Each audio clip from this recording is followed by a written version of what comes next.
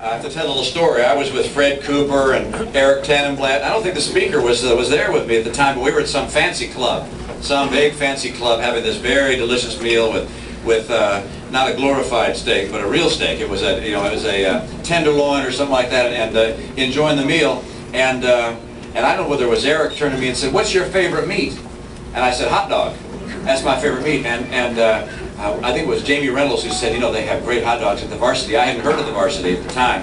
And I said, "Oh, that's nice to hear." Well, we finished with our meal and our dessert and got absolutely full, and in came a bag of hot dogs from the Varsity. So my after dinner dessert was a hot dog. It was a yellow dog. It was delicious. But I must admit, they're better as your main course than they are as your after dinner event. And it was great to finally be here today and to enjoy that. This has been an exciting time for me.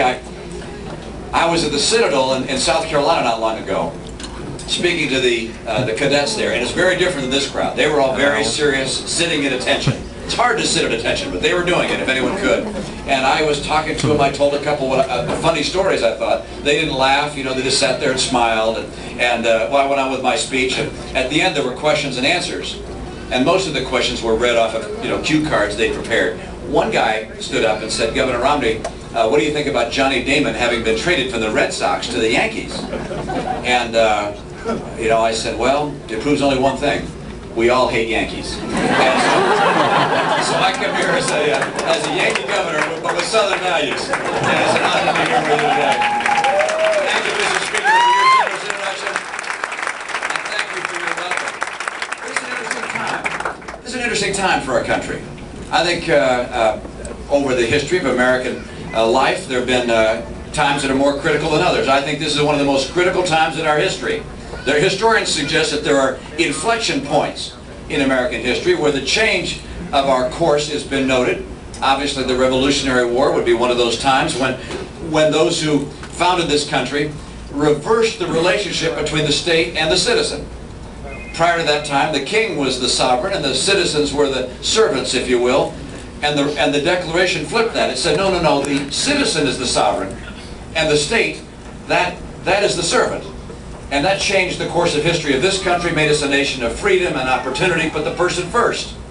And then, of course, the turn of the century from the 1800s to the 1900s, we went from largely an agricultural society to an industrial age, another change in our trajectory as a nation. I think we're going through another similar change of that nature right now, which is caused by several events all coming at one time that are affecting us. One is the massive overspending in Washington, the overuse of our oil, the failure of so many of our schools to help kids in the inner city get the jobs of tomorrow, so many of our health care problems being associated with people who don't have insurance. Getting them insured is a challenge, a problem.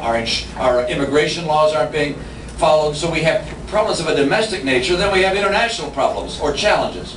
Asia, it's wonderful. They're coming out of poverty in places like China and India, but it represents a new challenge for us. And perhaps the greatest threat, the threat of radical violent jihad. These people who would cause the collapse of all nations, really, moderate Muslim states as well as our nation and other nations. And so we face some extraordinary challenges, and I believe you're going to see a change in course for America. And the question is, are we going to turn left with the policies which are represented by Hillary Clinton and Barack Obama and John Edwards, or are we instead going to commit ourselves even more fundamentally to the principles that were the basis of our nation's success? Principles that Ronald Reagan espoused, of strength in our military, in our economy, and in our values in our homes. Now, I, of course, believe the latter. You can see the difference in perspective as you listen to people talk about different issues. When Hillary Clinton is talking about the economy, if you listen carefully, she's saying she wants to raise taxes on individuals and raise taxes on corporations. She wants to change the relationship between the members of our society. She said we've been an on-your-own society. There's some truth to that, the Adam Smith idea that we have individual initiatives and individual responsibility. We build something with our own hands. The family that started the Varsity. Was it your grandfather that started the Varsity? Your father. I mean, people, that's the nature of America. People go out and seize opportunity. Yes, we're not your own society. She said, time to change that. We want a shared responsibility. We're all in it together society. So it's out with Adam Smith and in with Karl Marx. That's not the right direction for America. We want instead personal responsibility and opportunity. She wants to raise taxes, I want to lower them. You saw John Edwards' savings plan. Did you see that? He says everybody should be able to save $250 tax-free. Whoop-de-doo. I was in Iowa, as you know, last week, and yeah.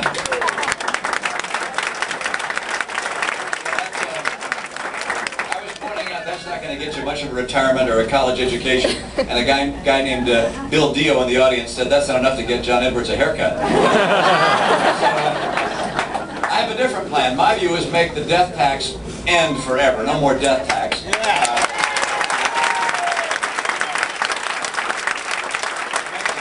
the tax cuts permanent. And I have another idea, and that is I think people of moderate and middle income ought to have a new tax rate on their savings. And by that I mean the interest they get in their bank account or their dividends or capital gains from their mutual fund, and that interest rate or that tax rate ought to be absolutely zero. People should save their money.